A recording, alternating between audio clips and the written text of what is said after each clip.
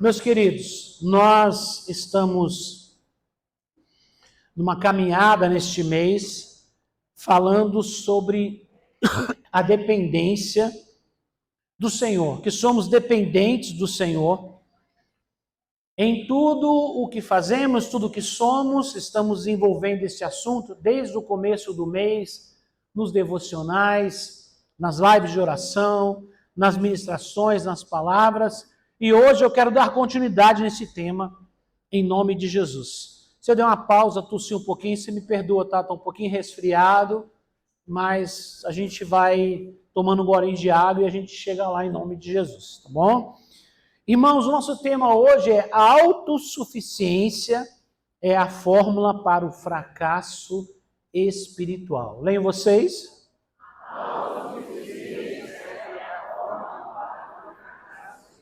Mais uma vez.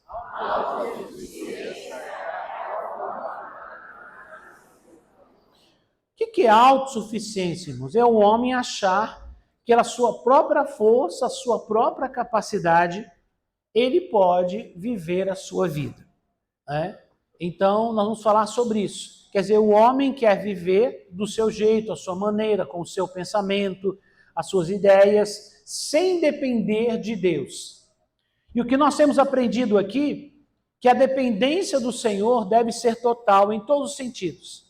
Porque dele vem a inspiração, dele vem a ação, e tudo isso aponta e entrega novamente para ele, para a honra e glória dele. O nosso texto, para a gente começar aqui hoje, é o mesmo que nós temos usado, é o texto principal que nós temos usado durante todo esse mês, que é Romanos 11, 36, que diz assim: porque dele e por ele e para ele são todas as coisas. Glória, pois, a ele eternamente. Amém. Vamos ler juntos? Vamos lá de novo? Porque dele e por ele e para ele são todas as coisas. Glória, pois, a ele eternamente. Amém. Irmãos, vamos curvar a cabeça, vamos fazer uma oração. Pai, em nome de Jesus, nesta manhã, nós queremos lhe pedir, ó Deus, que o Senhor venha derramar a tua unção sobre as nossas vidas. Pai, que neste momento em que nos preparamos, Senhor, para ouvir a tua palavra, que o teu Espírito Santo nos dirija, Senhor. Pai, a palavra vem do teu coração para o nosso coração, e que ela seja mantida, Senhor, na direção do teu Espírito. Que, Senhor, a gente não fuja do teu propósito nessa palavra, e que ela nos conduza, Senhor, ao teu propósito e à tua vontade. Em nome de Jesus, queremos declarar que somos dependentes do Senhor, que não podemos fazer nada sem o teu Espírito. E neste momento, Senhor, tanto a palavra que é liberada, quanto o nosso coração que recebe, em tudo nós precisamos do Senhor. Que o teu Espírito Santo libere a palavra que precisamos ouvir. Pai, e que o teu Espírito Santo também quebre as barreiras, os impedimentos, os bloqueios, as ações contrárias, malignas, em nome de Jesus, para que o nosso coração consiga receber, que o nosso espírito consiga receber a revelação da tua vontade, Pai. Em nome de Jesus, amém e amém. Irmãos, quem vai ser batizado hoje, já procura o pessoal na entrada aqui, tá? Para já providenciar a camiseta, que assim, depois, mais para o final, a gente vai fazer o batismo em nome de Jesus. Então, irmãos, vamos entender que todas as etapas de nossa vida, dentro do propósito divino, devem estar em total dependência de Deus. Quando falamos todas as etapas, quer dizer, desde a inspiração para fazermos algo, isso tem que vir de Deus. Isso vale para as coisas espirituais, como vale para a nossa vida também. Deus nos criou com talento, com dons, com propósito, nos criou com temperamento. Tudo isso nos foi dado por Deus e apontam por um caminho. Então, quando nós aceitamos e vivemos e começamos a viver aquilo que Deus preparou para nós estamos reconhecendo que a capacidade que nós temos de viver nessa vida, de trabalhar, de formar família, de viver uma vida aqui, primeiramente ela vem de Deus. Deus nos deu a vida e nos fez do jeito que somos. Ninguém deve se sentir complexado, ninguém deve se sentir inferiorizado por ser talvez um pouco diferente, ou por talvez não tenha uma habilidade que gostaria de ter. Mas Deus te criou com um propósito. Deus não te criou errado.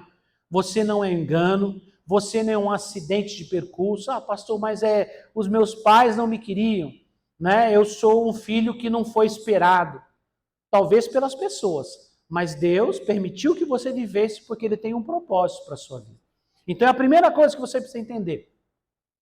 Que dele veio a força para que nós existíssemos, para que nós tivéssemos o propósito. E quando nós vivemos este propósito nessa vida, somos sustentados por Ele. Deus tem um compromisso com aqueles que estão comprometidos em fazer a vontade dele. Então, se estamos caminhando na vontade de Deus, Deus tem o compromisso de cuidar de nós, de nos sustentar, de nos abençoar, de nos fazer dar certo. Fala amém? É que algumas pessoas falam, é o sucesso, é fazer a gente dar certo naquilo que Deus propôs para a nossa vida. Mas também não podemos esquecer que a nossa vida ela deve apontar para Deus. Quando as pessoas olharem para nós e disserem, por que que você fez isso? Por que que você vive assim? Você é uma pessoa que eu gosto de você. Você é uma pessoa que é uma inspiração. Você é uma pessoa diferente das outras. E você possa dizer que é a presença de Deus, que é a graça de Deus, que é o favor de Deus. Talvez algumas pessoas te conheceram numa fase difícil da sua vida, quando você não conhecia o Senhor ainda. E quando elas te veem hoje, elas pensam, mas como é possível fulano mudou tanto? Aquela mulher, ela vivia uma vida doida e agora não vive mais. Esse cara só dava trabalho. Esse cara, ou cara difícil. E agora, olha como é que ele está. Que as pessoas vejam a nossa mudança, mas não é para a nossa glória, é para Ele. Fala amém, irmãos. Não é minha força de vontade.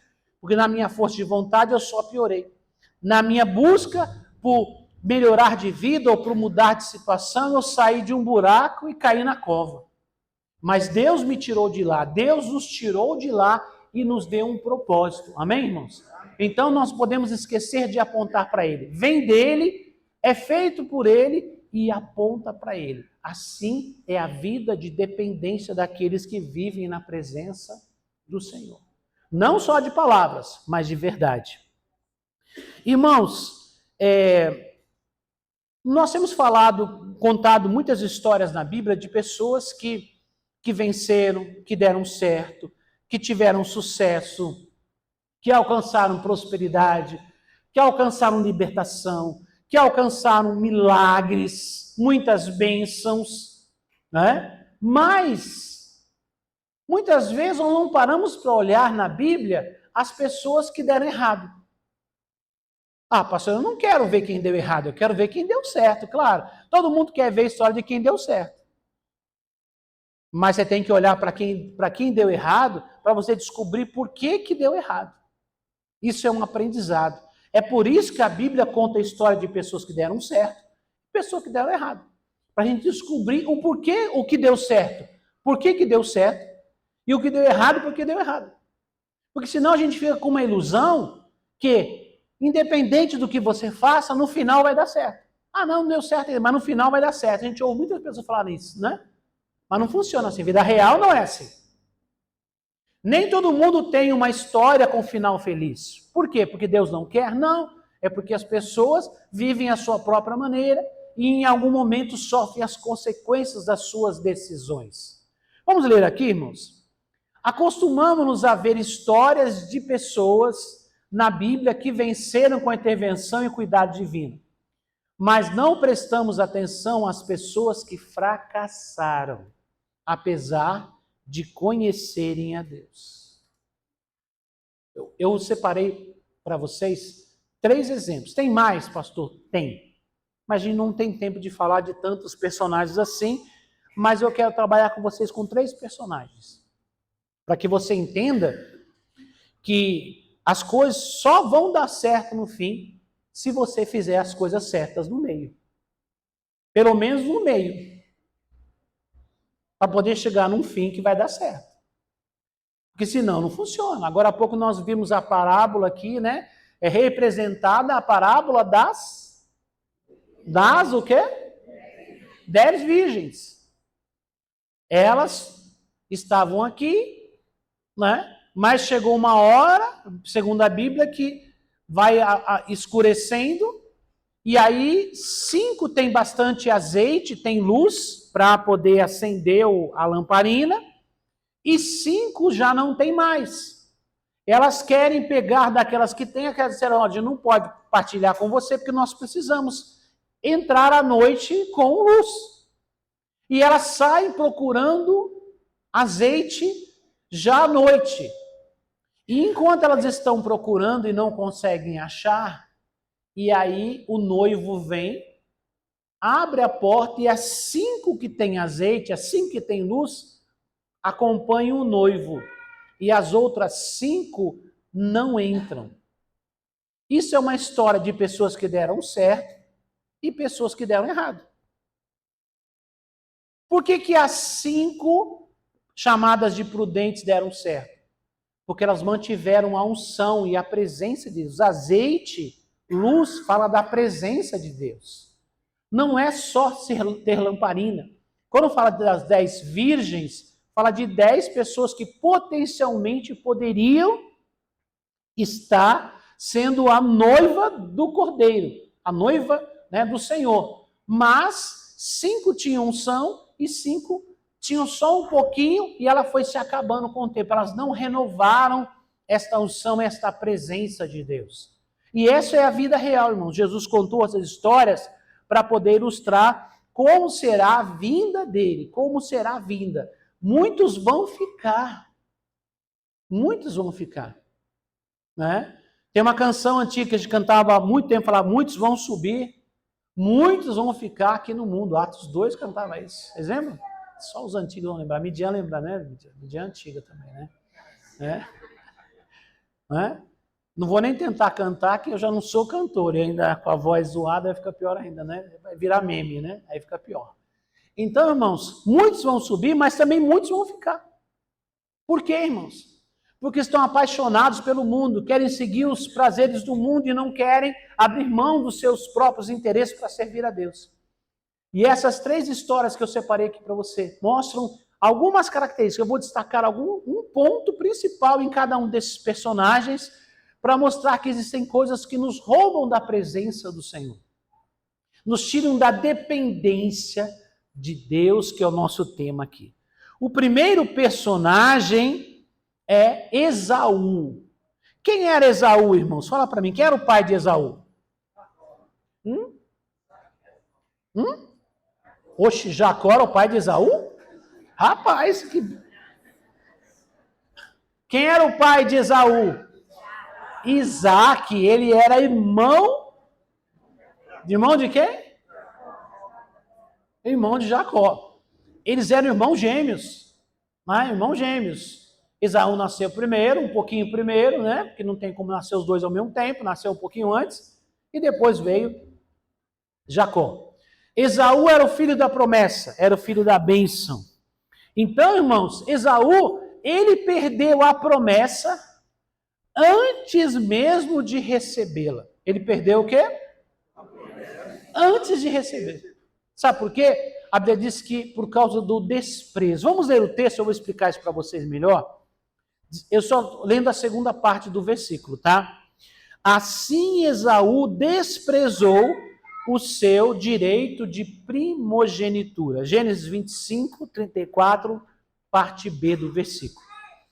Irmãos, Esaú trocou a sua bênção de ser primogênito pelo quê? Por um jantar, por uma comida, por algo momentâneo, necessário, mas momentâneo. Ele trocou com seu irmão o seu direito de ser o filho primogênito para poder alimentar e encher a barriga. Para vocês entenderem, irmãos, que às vezes as coisas mais simples podem nos roubar da presença de Deus. Esaú desprezou a bênção.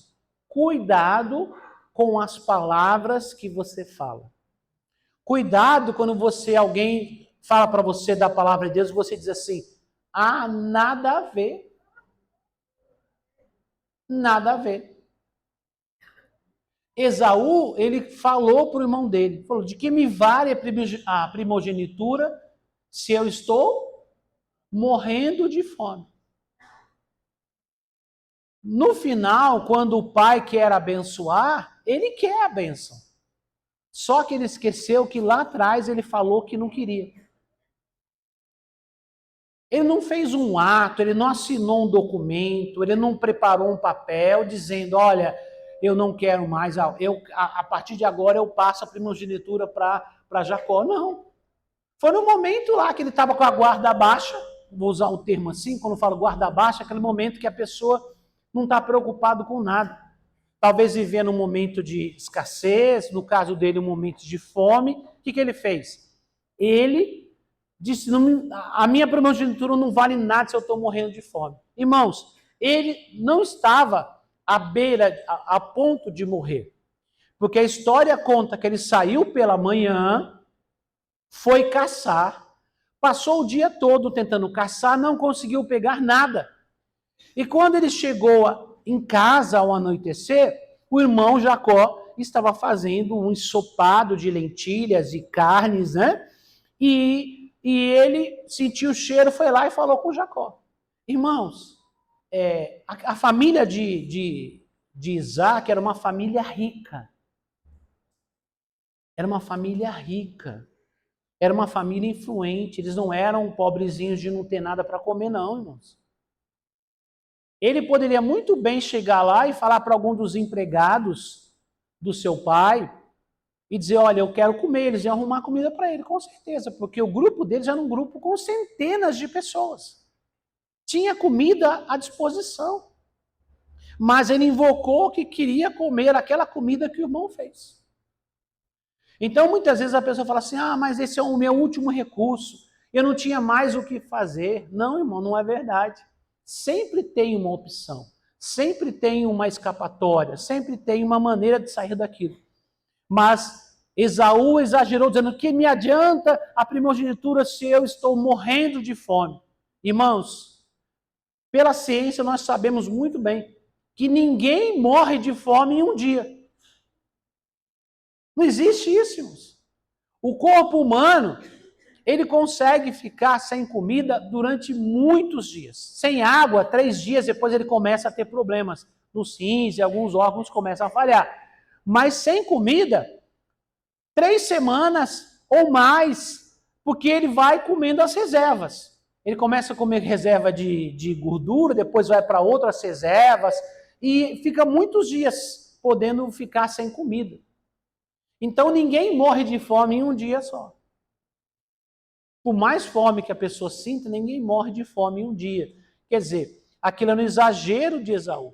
Mas naquele momento, ele declarou palavras. Cuidado para você não desprezar a bênção que é falada sobre você, que é declarada sobre você. Cuidado quando você troca a bênção que Deus deu para você por outra coisa. O seu chamado, a sua vocação, o seu propósito.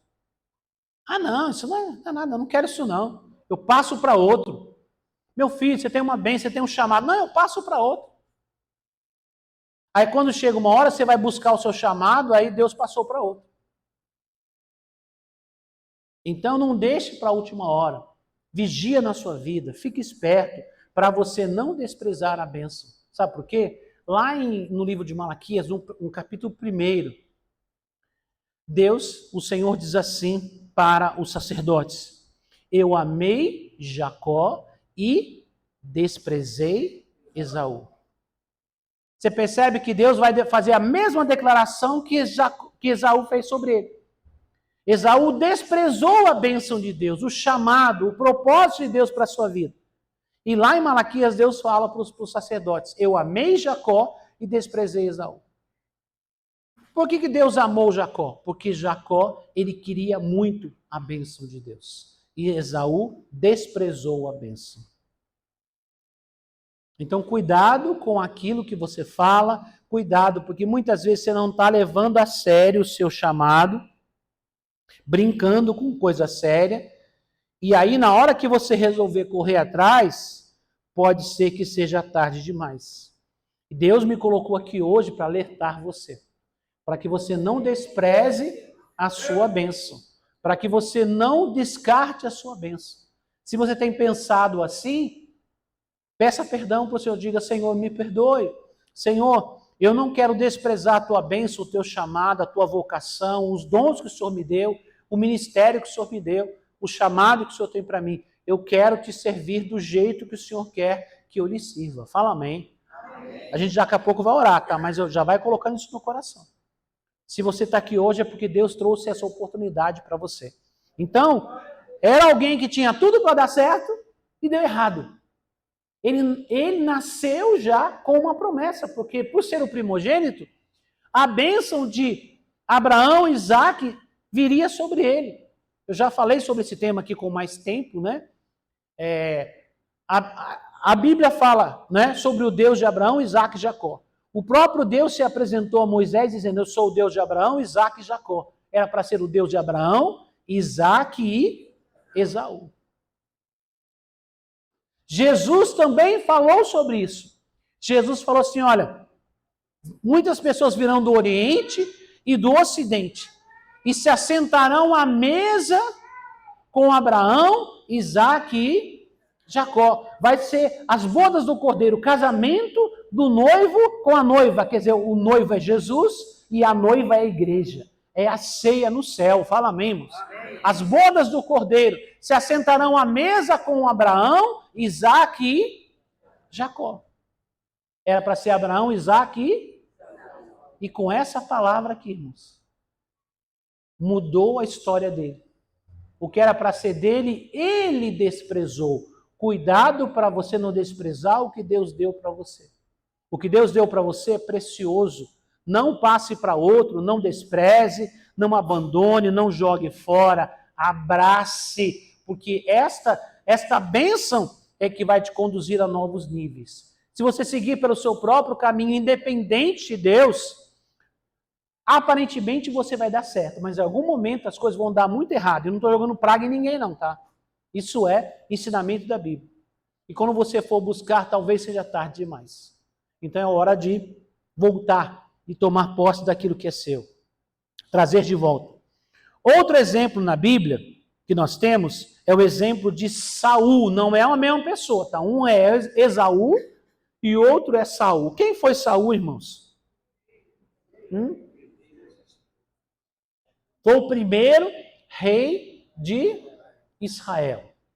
Saul foi o primeiro rei, e aqui, a partir daquele momento uma linhagem real começava a acontecer, que seria passado para os seus descendentes, para Jonatas, seu filho, para os seus netos, bisnetos e assim por diante. Saul teve o privilégio de ser o primeiro rei, mas ele perdeu a sua liderança durante o seu reinado, por causa do quê? Do orgulho. Perdeu a sua liderança durante o seu reinado. Ele experimentou a presença de Deus, experimentou o poder do Espírito Santo. A Bíblia diz que quando ele foi abençoado por Samuel, ele saiu dali como uma prova que Deus estava com ele, se juntou aos profetas e ele profetizou junto com os profetas. Ele se tornou um rei reconhecido, foi feito para ele um palácio, ele começou a reinar sobre Israel, ele venceu batalhas, ele começou abençoado, reconhecido pelas pessoas, mas em algum momento ele deixou o orgulho entrar no coração dele. Ele começou a achar que a atenção devia ser para ele. Ele não queria mais obedecer a Deus. Deus lhe deu um comando, ele resolveu fazer a sua própria maneira. Passado um tempo, Deus lhe deu um outro comando e ele novamente quis fazer a sua própria maneira. Quando Samuel foi falar com Deus sobre Esaú, sobre Saul, o que aconteceu? Deus falou: não ore mais por ele. Por quê, irmãos? Porque o orgulhoso é aquele como é que eu vou usar o termo aqui? É aquele que resolve fazer carreira solo. A bênção foi dada por Deus, a posição foi dada por Deus, tudo foi dado por Deus, aí no meio do caminho ele fala, não, agora sou eu. Agora sou eu que mando aqui nesse negócio. Ele não tinha nada, ele não era conhecido, ele não era rei, ele não era nada. Deus o colocou como rei, no meio do caminho falou, não, agora tirou Deus do projeto e falou, agora é por minha conta. Logicamente, ninguém fala isso com palavras, mas ele estava mais preocupado em agradar as pessoas do que a Deus.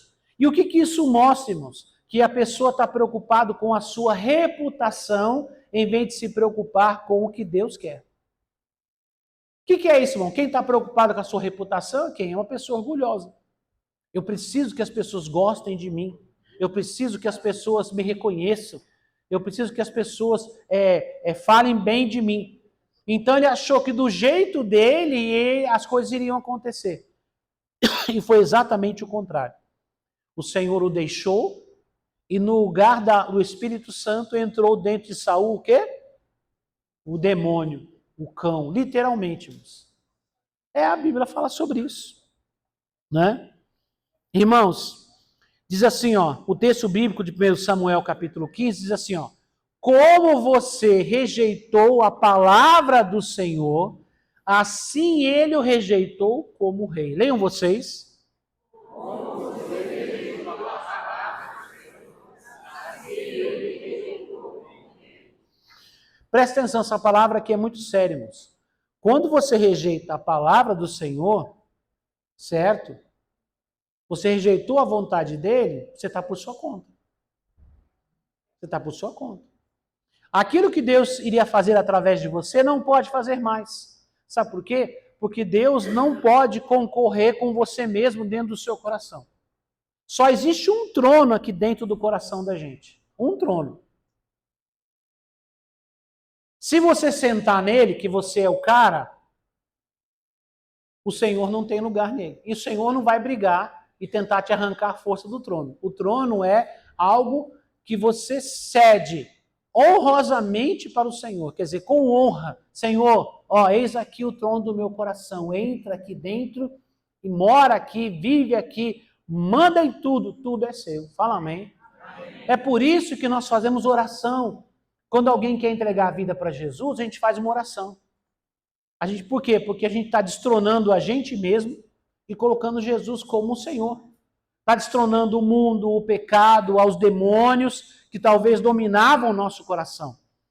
E agora vamos colocar o quê? Colocar o Senhor. Então, quando o Senhor é rei, ele está entronizado na nossa vida, a vontade é dele, porque o rei é que manda. Quem é o rei do seu coração é quem manda na sua vida. Simples assim. Quem é o Senhor da sua vida? Porque muitas pessoas querem Jesus como Salvador, mas não querem Jesus como Senhor. Não dá para separar, tá? Se ele vier como Salvador, ele também é o Senhor. Não tem como separar. Então tem gente que quer Jesus para salvar, mas não quer que Jesus reine na sua vida. Não dá certo.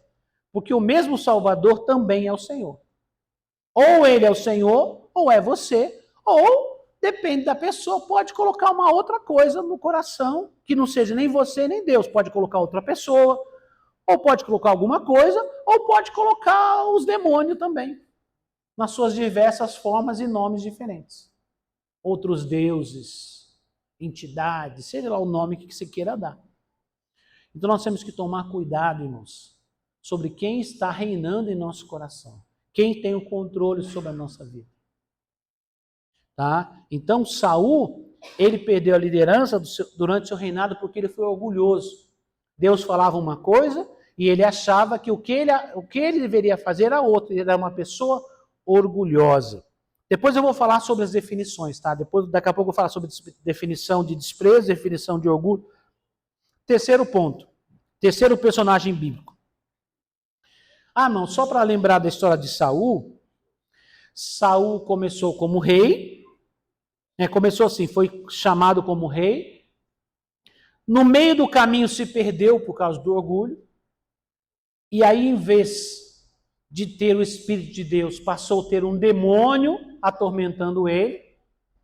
E ele foi ficando cada vez pior até o último momento, quando ele foi tentar invocar um espírito de morto. trazendo condenação sobre ele mesmo, e ele acaba morrendo e levando o seu filho junto com ele. Nem ele reinou mais, e o seu filho, a sua descendência, não reinou mais. Deus levantou outra pessoa para reinar, e não era nem da sua família. A promessa para Saul, que deveria ser um rei, e a sua descendência continuar reinando, seus filhos, netos, bisnetos, tataranetos e assim por diante, foi cortado, porque ele desobedeceu. Cuidado. Talvez o seu orgulho está roubando a bênção que vem sobre os seus filhos, sobre a sua esposa, sobre o seu esposo ou sobre a sua descendência. Da mesma forma que a gente tem o poder de abençoar a nossa família, quando a gente ora, quando a gente entrega nas mãos de Deus, de trazer bênção, libertação, quebrar maldições para abençoar a nossa família e a nossa descendência, assim também podemos trazer maldição quando desobedecemos. Não é só você. Existem pessoas conectadas a você. Principalmente se você é cabeça de família. O que é cabeça de família, irmãos? É pai ou mãe. Cuidado. A sua desobediência afeta a vida de outras pessoas. Tá? É muito sério isso que eu estou falando, irmãos. Não é um assunto em particular, mas é bom lembrar esse tipo de coisa. Então, Saul morreu, o seu filho Jonatas morreu junto com ele. Eles não só perderam o trono, mas a sua descendência foi desprezada. E Deus levantou uma nova geração, um novo povo, uma descendência diferente para poder reinar em Israel. Por quê? Porque ele foi uma pessoa orgulhosa. Tá? Vamos lá, irmãos. Terceiro personagem, Sansão. Nasceu com a força divina, mas se perdeu gradativamente por causa da lascívia. Já vamos explicar isso melhor para vocês. Então, Sansão nasceu com uma resposta de Deus para libertar a nação de Israel. A nação de Israel estava oprimida pelos inimigos, midianitas, enfim, eram várias nações em torno de Israel que queriam oprimir o povo de Deus. E Deus fez uma promessa, e Deus operou um milagre. Sansão nasceu de uma mãe idosa, que era estéril, e Deus fez uma promessa que ele seria um nazireu. O que é um nazireu, pastor? Era alguém que era separado para Deus.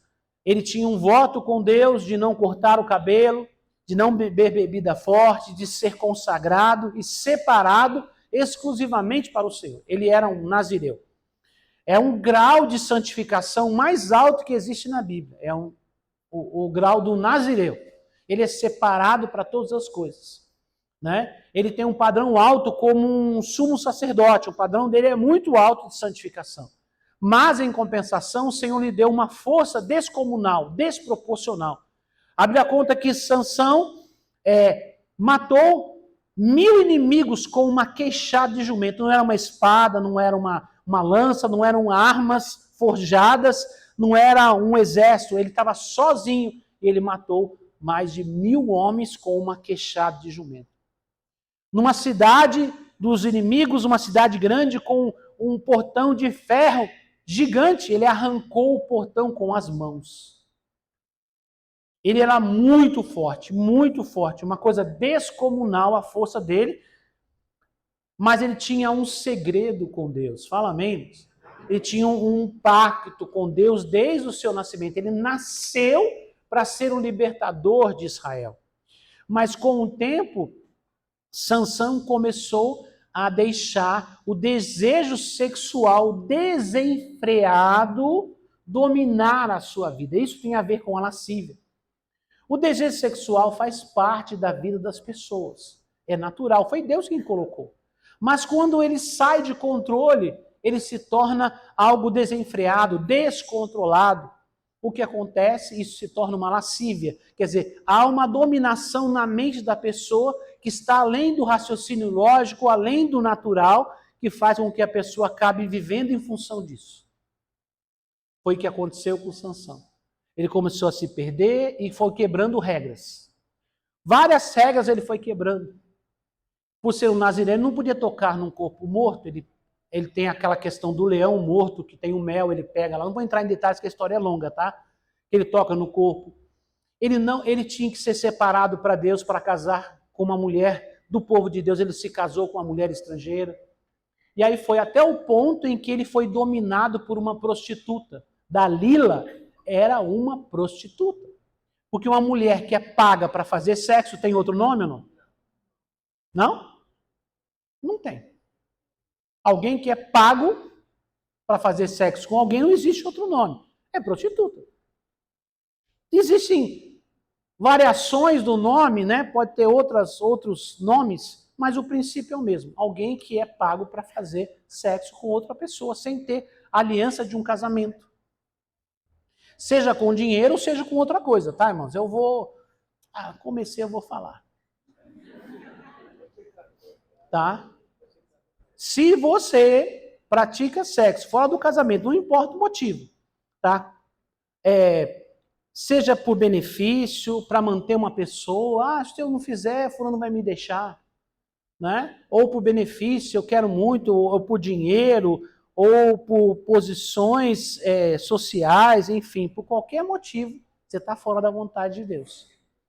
E prostituição é um pecado muito grave, irmãos. Prostituição, quando eu falo prostituição, não estou falando do ato de prostituição como alguém que vive como profissão do sexo. A Bíblia chama de prostituição qualquer relação sexual fora de um casamento. Isso é prostituição.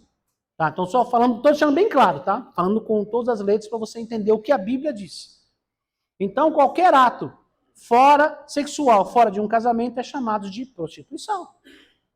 E isso atrai demônios. Toda relação sexual ela tem o poder de unir e trazer bênção ou trazer maldição. A bênção acompanha a presença de Deus, os anjos de Deus, a unção de Deus. A maldição acompanha com-se demônios. Toda relação sexual fora do casamento vai atrair algum tipo de demônio. Tá? Vai. Não tem como. Porque a aliança mais forte que existe neste mundo aqui, neste mundo físico, é a relação sexual. A relação sexual é uma aliança. É o quê? Aliança.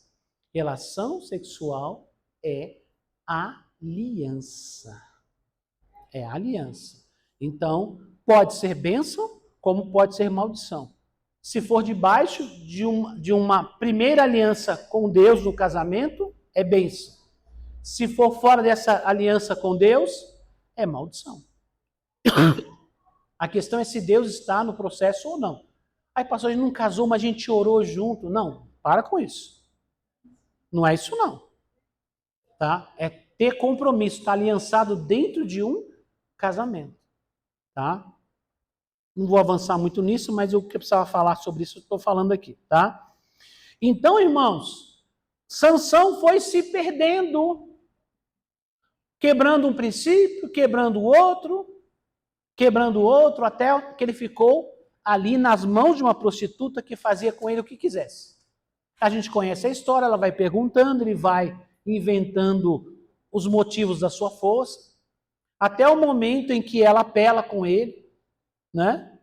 Apela com ele, fala, mas você não me ama mesmo, tal, então você não vai me falar, né? E aí ele acaba falando que o segredo da sua força é uma aliança que ele tem com Deus que está no, né? Não cortar o cabelo.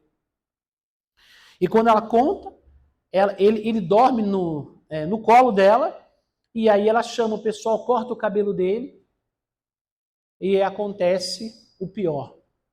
Né? Vamos ver o texto. Juízes capítulo 16, versículo 20, parte B, diz assim: não sabia, porém, que o Senhor o tinha deixado. Vamos ver de novo? Não sabia, porém, que o Senhor o tinha... Fala, misericórdia. Irmãos, quando eu leio esse texto, irmãos, eu acho que esse é um dos versículos mais tristes da Bíblia. Eu leio esse versículo, aperto o meu coração, irmãos. Ele não percebeu que o Senhor tinha ido embora. Sabe por que ele não percebeu? Porque ele já não tinha mais relacionamento com Deus. Deus foi embora e ele não percebeu. porque ele já não tinha mais, ele não se preocupava mais, não buscava mais a Deus, não fazia mais a vontade de Deus. Em algum momento, a aliança tinha sido quebrada, mas Deus, na sua misericórdia, ainda o sustentava. Mas ele não se arrependeu, pelo contrário, ele se deixou perder totalmente. E naquele ato ele se levantou, como das outras vezes, e quis usar a força para vencer o inimigo. O que aconteceu? Ele era um homem comum. Ele não era forte porque ele fez uma academia, porque ele foi preparado desde criança para levantar peso. Ele tinha uma força sobrenatural, que era do Espírito do Senhor. Agora Deus o deixou, ele era um homem comum, com uma força natural. Não é que ele era fraquinho. Ele tinha uma força natural de um ser humano comum, como qualquer um de nós. Porque a sua força vinha de Deus, não era uma força porque ele levantou muito peso, porque ele treinou desde que era criança, não. Era uma força vindo do Espírito de Deus. Agora ele vai se levantar mais uma vez para combater os inimigos e ele não tem mais força. E ele não percebeu, não sabia que o Senhor o havia deixado. Agora ele era um homem comum. Os inimigos vieram, prenderam ele e fizeram o que com ele? Furaram, vazaram os seus olhos. Quer dizer, furou, ele ficou cego das duas vistas. Furou o olho dele e o deixou preso. Fala, misericórdia. Acorrentado no templo ficou lá no templo de Dagon, enquanto era motivo de piada e de chacota. Irmãos, tudo isso porque ele deixou um desejo desenfreado dominar o seu coração. Irmãos, nós falamos sobre 3 coisas aqui. Não são as únicas, tá? Eu citei algumas coisas. 1, desprezo. 2, orgulho. 3, lascívia. Pessoas trocando a bênção de Deus por outras coisas. Trocando a presença de Deus por outro caminho. Seguindo o seu próprio caminho. Eu só tenho uma descrição aqui para mostrar para vocês aqui, que eu anotei aqui para compartilhar com vocês. Desprezo não é apenas rejeitar, é substituir o que é importante por algo que? Inferior, sem pesar as consequências. Esaú trocou o quê? A primogenitura, o direito de ser o filho abençoado, de carregar a marca da unção de Abraão e de Isaac, ser um patriarca da fé, por um jantar.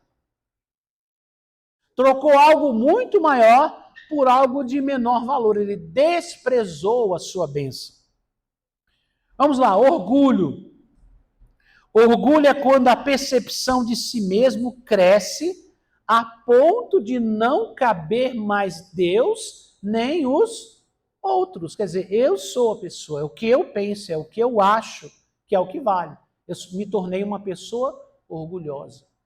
Irmãos, nós podemos ter opinião? Podemos. Podemos expressar a nossa vontade? Sim. Mas no que diz respeito principalmente à vontade de Deus, Deus sempre prevalece sobre a nossa.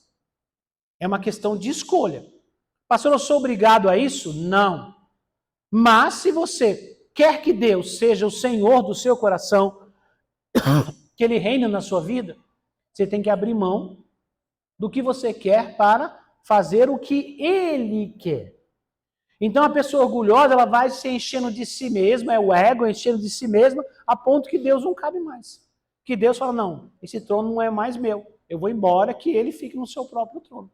É gente orgulhosa, como aconteceu com Saul, que estava muito mais preocupado com a sua própria imagem do que fazer a vontade de Deus. Quantas são as pessoas que estão mais preocupadas em impressionar outras pessoas para que as pessoas gostem dela do que fazer a vontade de Deus? Escondem que são de Jesus, fazem coisas erradas para agradar as pessoas porque querem que as pessoas gostem dela. Estão mais preocupados consigo mesmos. E por último, a gente viu aqui o caso de Sansão, que é o caso da lascívia. Vamos lá. Lascívia é o desejo quando perde o governo, quer dizer, perde a direção, né? Quando a pessoa passa a ser governada por ele. O que isso quer dizer, irmãos? Todo mundo foi criado por Deus para ter um desejo sexual, natural. que isso é saudável, que leva a pessoa a se relacionar, né? Ter família, ter filhos, isso faz parte. Mas quando isso domina a pessoa, né? Ela, de uma forma, se chama lascívia, porque agora só isso que domina a pessoa. Ela só pensa em viver em cima daquilo. Tudo que ela faz, tudo que ela organiza na sua vida, ela está pensando nesse tipo de coisa. Então, a lascívia é quando a pessoa perde o governo e o desejo toma o governo do coração da pessoa. Já viu pessoa que não pensa em nada? Como assim, pastor, não pensa em nada? Vamos supor, eu tenho uma família, eu tenho esposa, tenho filhos. É o meu bem mais precioso nessa terra. Fala, amém, irmãos? É meu bem mais precioso. E de repente, eu sou dominado por um desejo, por uma outra mulher. E aí, eu não penso no meu relacionamento, no meu amor, na minha esposa, nos meus filhos, e no caso, eu que sou pastor, por exemplo, a minha autoridade diante de vocês. Eu não estou falando nem de Deus ainda, tá? Nem de Deus falando, estou falando só de coisas aqui. Eu como pastor, eu não penso em nada disso, não penso que a presença de Deus é que me sustenta, que se eu fizer isso eu vou perder a minha unção e vou atrair maldição para mim.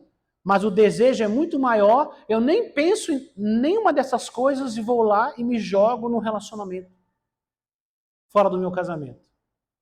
Quer dizer, o que governou o meu coração foi a lascívia. O desejo sexual foi muito mais forte do que todas as coisas boas que eu tenho hoje. A bênção de Deus, o meu chamado, a minha liderança, a minha família, os meus filhos, né? E ainda eu estou colocando em risco a minha salvação. Pastor, ninguém faz isso. Bom, eu podia passar o dia aqui contando história para vocês.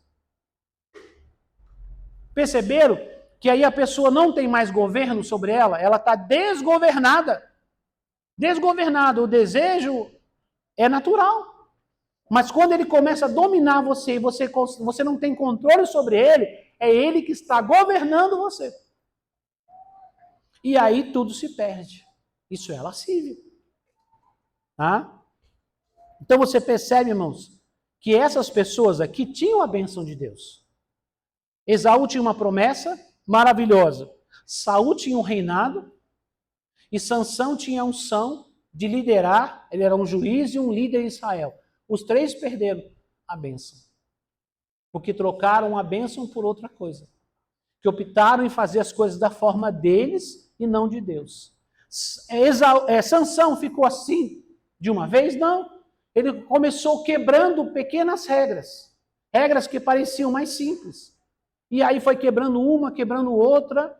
E a Bíblia diz que um abismo chama outro abismo. O que isso quer dizer? Um pecado não tratado, não confessado, não corrigido, ele vai abrir uma brecha para um mal maior. E assim a pessoa só vai piorando. Se Sansão tivesse ouvido a sua família desde o começo, se tivesse procurado obedecer os seus pais, se ele tivesse procurado fazer a coisa do jeito certo, consertar, não teria acabado assim. Se Saul também tivesse ouvido as palavras de Samuel quando o aconselhava, ele não teria ficado assim. Se se Esaú tivesse consultado o seu pai, que colocava a maior expectativa nele de ser o seu prosseguimento. O pai tinha a maior fé em Esaú, né? Isaac tinha aquele coração para Esaú, ele vai me substituir, ele vai ser o cara da promessa, mas ele não consultou o pai dele. Ele fez o que deu na cabeça na hora, de impulso, e acabou desprezando a bênção. Então, meu conselho para você hoje, nunca abandone a dependência de Deus. A autossuficiência, o nosso tema aqui hoje, põe para mim, por favor, nosso tema, autossuficiência. Quer dizer, eu vivo por mim mesmo, eu sou capaz, a minha cabeça, a minha inteligência, é a minha autoridade, é a minha capacidade. É a fórmula para o quê? O fracasso espiritual. E se você fracassar espiritualmente, naturalmente, você vai fracassar em todas as outras áreas da sua vida. Pode ter certeza. Demora, mas vem. Começa no espiritual e vem derrubando, como um efeito dominó, né? Começa lá na ponta e sai derrubando, até derrubar a última peça. E por que eu estou falando essa palavra para você hoje? Porque ainda há tempo de você se arrepender e se colocar na presença de Deus. Se você tem vivido na dependência de Deus, vigie e continue vivendo. Se você quebrou algum princípio, é hora de você pedir perdão a Deus e dizer, Senhor, eu quero viver na tua presença. Hoje é um dia de novo nascimento. E quando nascemos de novo, nascemos por uma vida para Deus. E o meu conselho para quem vai nascer de novo é: aprenda com os que deram certo e aprenda também com os que deram errado. Não para fazer errado, mas para aprender como não fazer errado. Porque às vezes uma bobeira que a gente dá, uma porta que a gente abre, aí o inimigo entra por ali e causa destruição em nossa vida. E o Senhor hoje quer nos trazer a salvação, quer nos trazer o perdão, quer nos trazer a restauração, quer nos dar oportunidade para que a gente viva na presença dele. Fala amém, irmãos? Sem a direção, sem a presença e a unção de Deus, não chegaremos a lugar algum. Digam vocês? Sem a direção,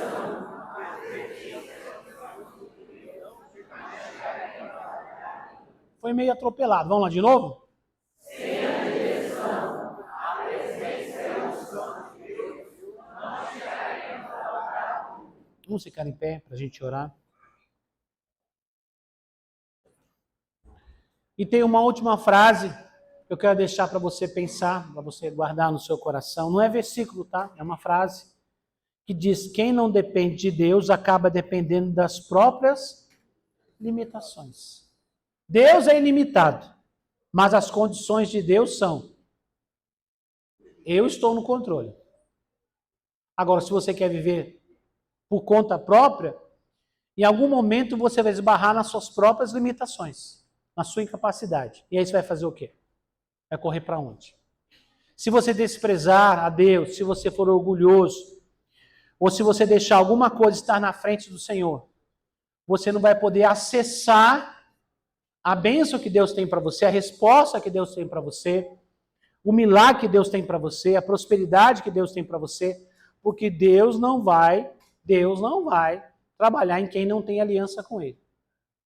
Se você está em aliança com Deus, Deus tem um compromisso em cuidar de você. Se você não está em aliança com Deus, você está por sua própria conta. Não que Deus queira que você se dê mal. Pelo contrário, Deus fez tudo para você dar certo.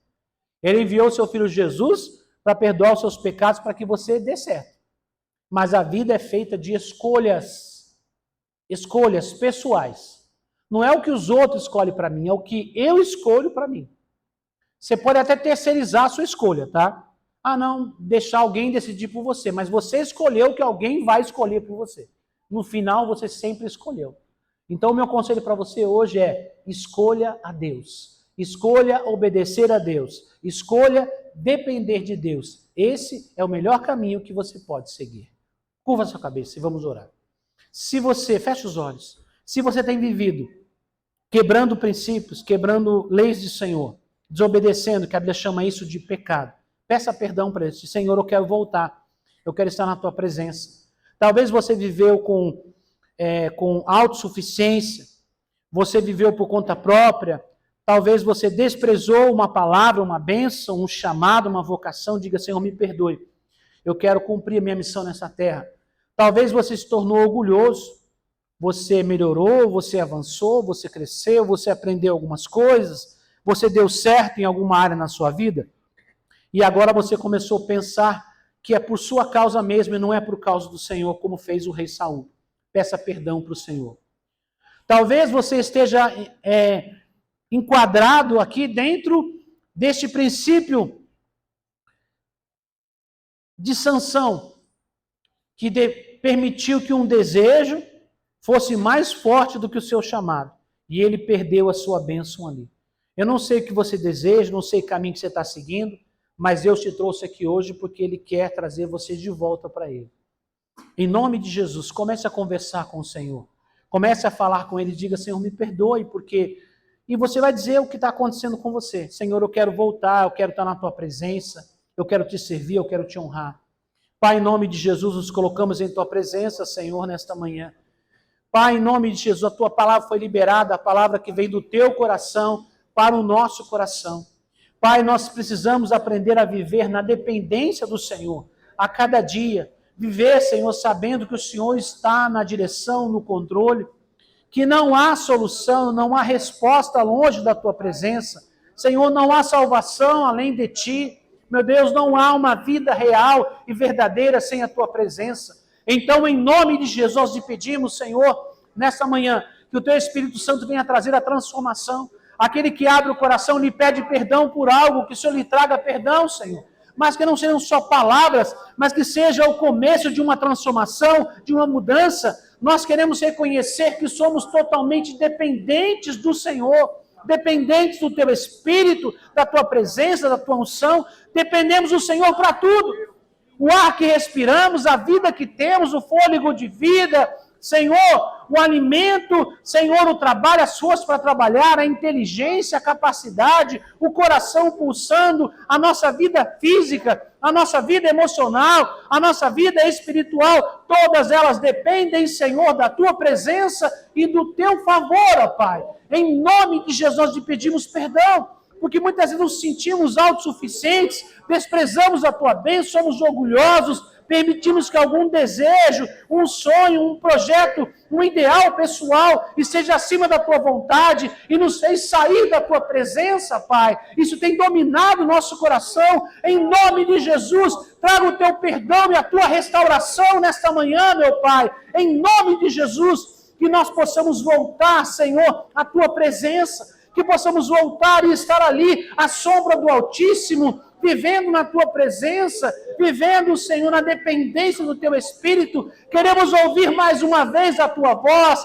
queremos sentir o teu abraço, Senhor, queremos sentir o teu Espírito Santo. Pai, renova os teus filhos.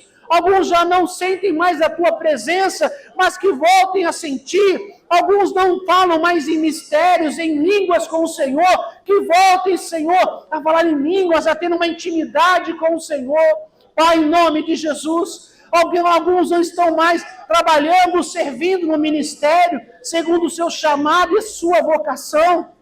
Pai, em nome de Jesus, faz arder novamente essa paixão em servir, em trabalhar, em fazer a tua obra, Senhor, em nome de Jesus. Renova a tua igreja, renova o teu povo nesta manhã. Nós lhe pedimos, Pai, em nome do Senhor Jesus. Amém e amém. Graças a Deus. Vamos aplaudir o Senhor.